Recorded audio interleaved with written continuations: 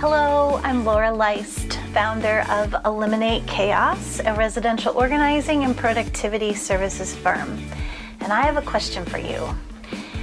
Do you ever wonder if somebody that organizes people for a living actually has an organized home?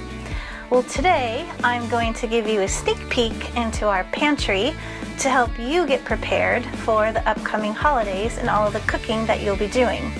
So I want to give you a little tour of our pantry and show you what we do. When I walk into the pantry in the morning, the first things that I want to be able to access are our protein bars for both myself and Rob. And then above, I've got bins for chips, crackers, and nuts. And what I like about having bins to contain these items is that it keeps the crumbs from spilling all over the floor through the cracks. And then up here, I've got some additional small bins for things we don't access very often. These white bins I found recently at IKEA. That was a great find. And then just down here below, I've got some of our dog treats. And then on this bottom shelf, I keep things that we don't access or use very often, just backups of oils and sauces and salad dressings. If I rotate to the back wall, you will see that when I walk in, I can easily see things like our soups and tuna, tomatoes, chicken stock, things that we use on a fairly regular basis. We don't use a lot of canned goods, so this is about the extent that we'll ever have. And then on the next shelf below, we keep a lot of our baking supplies. And these bins are made by OXO. I got these at Bed Bath & Beyond. You just pop the top, it's airtight. And what I like about these is that they're clear, you can see through them.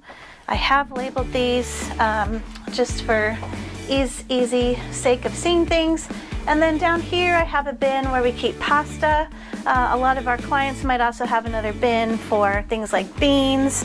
And then over here I've got the all-important dog area, dog bones, treats, and so on. And then on the bottom shelf I have a bin of all of our extra teas.